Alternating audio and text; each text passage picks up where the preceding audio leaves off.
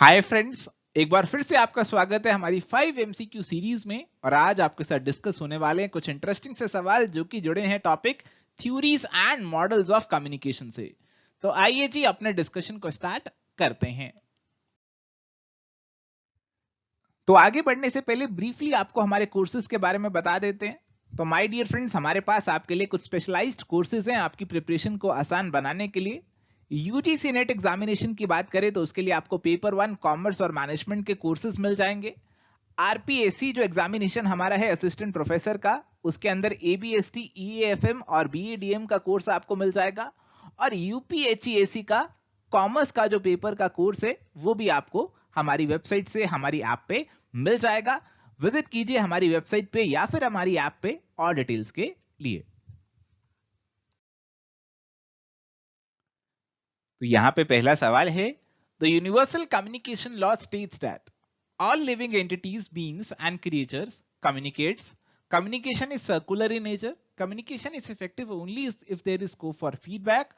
Verbal communication is more effective and efficient.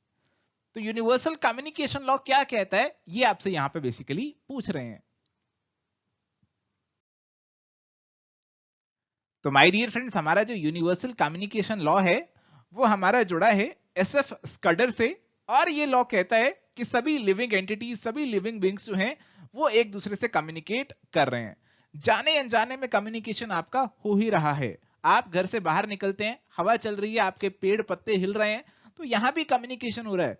तो सारी living चीजें जो है कम्युनिकेट कर रहे हैं। Communication is the means of survival. तो ऐसा यहां पे कहा गया। तो इसीलिए आंसर बनेगा ऑप्शन नंबर ए का।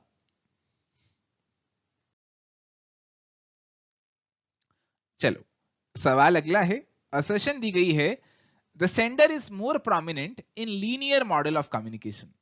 In linear model, communication is considered one-way process where sender is the one who sends the message and the receiver does not give feedback or response.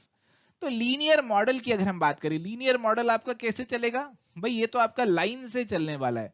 तो एक तरफ का कम्युनिकेशन आपका हो रहा है, एक तरफ आपकी लाइन यहाँ पे मूव कर रही है। तो सेंडर से रिसीवर जो है आपका मैसेज यहाँ पे पहुंच रहा है और सेंडर का रोल बताया कि यहाँ पे प्रोमिनेंट है और आपको बताना है कि ये सही बता रहे हैं या फिर नहीं बता रहे।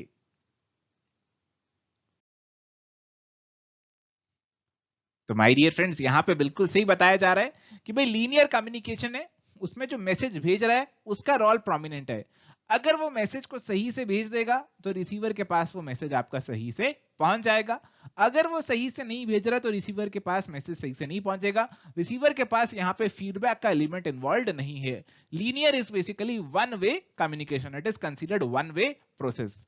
तो फीडबैक यहाँ पे जो है वो मिसिंग रहता है और इसीलिए आप देखेंगे कि आपकी जो दोनों स्टेटमेंट्स है यहां पे सही होंगी और आंसर ऑप्शन नंबर ए का यहां पे बनेगा।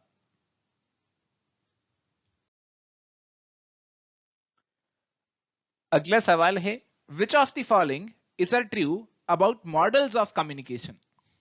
पहली स्टेटमेंट आपको दे रखी है, Shannon Weaver model was based on the mathematical view of communication process in which the basic problem is that the message received is not equal to the message sent. Berlow's model of communication operates on the SMCR model. According to Scram's model, coding and decoding are the two essential processes of an effective communication. तो communication के कुछ models की यहां पे बात कर रहे हैं और आपसे पूछ रहे हैं ये बातें सही हैं या फिर इनमें कोई गलती है। तो प्यारे दोस्तों, अगर कम्युनिकेशन के मॉडल्स की बात करें तो शेनन वीवर मॉडल इसके बारे में एकदम सही बताया कि एक बेसिकली आपका मैथमेटिकल या फिर mechanistic model of communication process है। और ये कह रहे हैं कि मैसेज रिसीव्ड और मैसेज सेंट बराबर नहीं है। मैसेज जो भेजा था और जो मैसेज रिसीव हुआ उसमें कुछ यहाँ पे प्रॉब्लम आ गई and that problem is refer to as the noise, कि यहाँ पे पूरा मैसेज नहीं पहुंच पाया क्योंकि बीच में नॉइस आ गई। बर्लॉस मॉडल ऑफ कम्युनिकेशन जो है वो बात करता है एसएमसीआर की, कि कम्युनिकेशन प्रोसेस में आपका सेंडर होगा, सोर्स होगा, मैसेज होगा, एक चैनल होगा और रिसीवर तक मैसेज पहुंचाया जाएगा। These are SMCR. Schramm's model की अगर हम बात करें तो स्क्रैम्स मॉडल जो है वो बात करता है एनकोडिंग और डीकोडिंग की। तो वो बताता है कि इफेक्टिव कम्युनिकेशन के लिए एनकोडिंग और डीकोडिंग सही होनी बहुत जरूरी है। और इसीलिए आंसर यहां पे हमारा जो बनने वाला है, it is going to be option number D, all are true. चलिए अगला सवाल है, consider the following list and identify the correct code. List 1 में हमें दे रखा है Lasswell's theory of communication, Aristotle's theory of communication, Berlo's theory of communication और मॉडर्न थ्योरी ऑफ कम्युनिकेशन। तो आपको करनी है जी इनकी मैचिंग।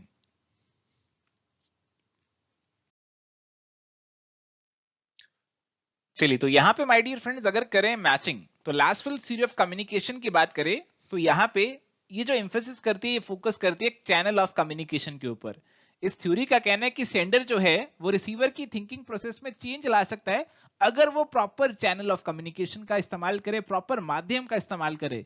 तो कोई बात अगर आपको फेस टू फेस किसी को जाकर समझानी है, तो अगर आप उसे फेस टू फेस जाकर समझाएंगे तो रिसीवर मान जाएगा। अगर आप टेलीफोन के थ्रू या मैसेज के थ्रू उसको बात कहने की कोशिश करेंगे तो हो सकता है आपका रिसीवर ना माने। तो आपका चैनल ऑफ कम्युनिकेशन यहां बहुत जरूरी हो जाता है। एरिस्टोटल थ्योरी ऑफ कम्युनिकेशन की बात करें तो एरिस्टोटल जो है उन्होंने कहा कि भाई कम्युनिकेशन का मकसद है परसुएड करना। परसुएसिव टेक्निक से कम्युनिकेशन को जोड़ा कि कम्युनिकेशन के अंदर सेंडर को रिसीवर को परसुएड करना होता है। तो यहां फोकस है किस पे? यहां फोकस है परसुएसिव टेक्निक्स पे। तो यहां पे हमारी जो मैचिंग है 1 सेकंड से मैच हो रहा है और 2 आपका 4 से मैच हो रहा है। Berlo's theory of communication, Berlo's theory of communication कहती है how the receiver receives the message it depends on his knowledge and perception of the receiver. तो रिसीवर की नॉलेज और परसेप्शन पे डिपेंड करता है कि कैसे रिसीवर मैसेज को रिसीव यहां पे कर रहा है। तो इसीलिए ये यहां पे परसेप्शन से मैच हो जाएगा। तो रिसीवर की क्या थिंकिंग है, क्या वो समझता है, क्या उसकी नॉलेज है, क्या उसका एजुकेशन लेवल है, उस तरीके से वो अपने मैसेज को इंटरप्रेट करेगा। मॉडर्न थ्योरी ऑफ कम्युनिकेशन कहती है कि कम्युनिकेशन की प्रोसेस सर्कुलर है। सेंडर रिसीवर को मैसेज पहुंचाएगा, फिर रिसीवर सेंडर को फीडबैक देगा। तो प्रोसेस सर्कुलर यहां पे बन जाती है और आंसर यहां पे ऑप्शन डी का बन जाएगा।